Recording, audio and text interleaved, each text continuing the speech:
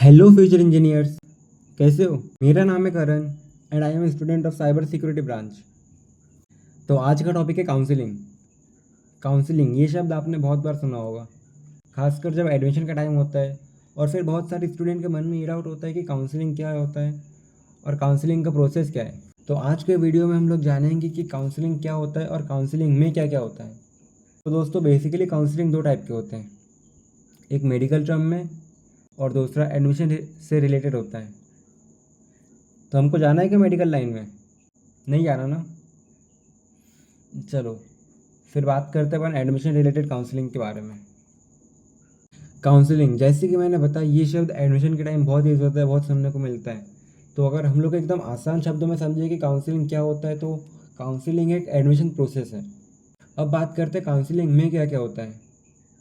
Counselling में आपके जो डॉक्यूमेंट्स होते हैं वही सबमिट करने होते हैं बेसिकली, बस। पहले तो काउंसलिंग ऑफलाइन होती थी, लेकिन अभी ऑनलाइन होने लगी है।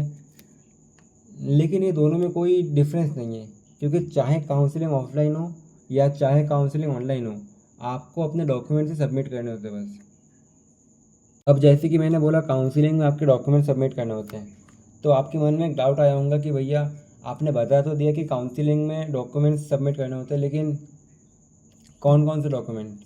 तो मेरे भाई टेंशन क्यों ले रहे हो?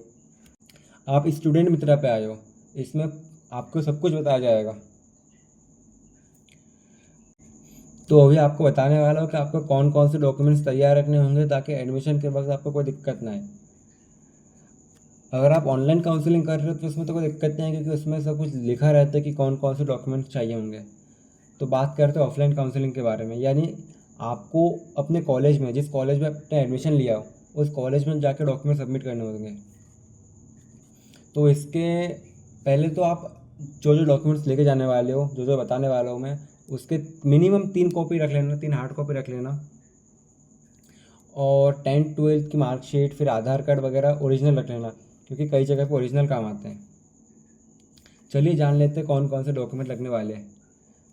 पहले तो 10th की मार्कशीट, फिर इंटर की मार्कशीट, मतलब 12th की मार्कशीट, फिर टीसी और माइग्रेशन। अगर ये दोनों अभी तक आपने अपने स्कूल से नहीं लिया है तो जल्द से जल्द ले लेना, क्योंकि ये दोनों बहुत कंपलसरी होता है, आपको सबमिट करना ही पड़ेगा। हाँ, कई जगहों पे देखा गया है, कई कॉलेजों में टीसी और माइग्रेशन के लिए थोड़ा वक्त दे देते हैं, लेकिन फिर भी अगर आपके पास है, आपने स्कूल से ले लिया है, तो आप सबमिट कर देना काउंसलिंग के वक्त। उसके बाद आधार कार्ड चाहिए। हाँ, इसमें एक बात ध्यान रखना कि आधार कार्ड में आपका अपना पर्सनल नंबर लिंक होना चाहिए, क्योंकि कई जगह पे देखा गया है कि नंबर भी वेरीफाई होता है।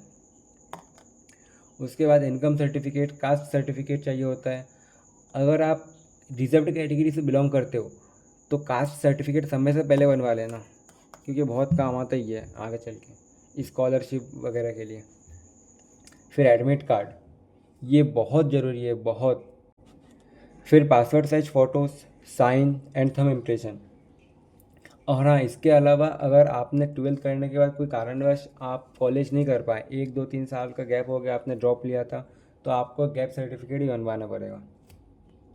तो आज के लिए बस इतना ही। देखते रहिए student Mitra, and thank you. मिलते हैं अगले वीडियो में।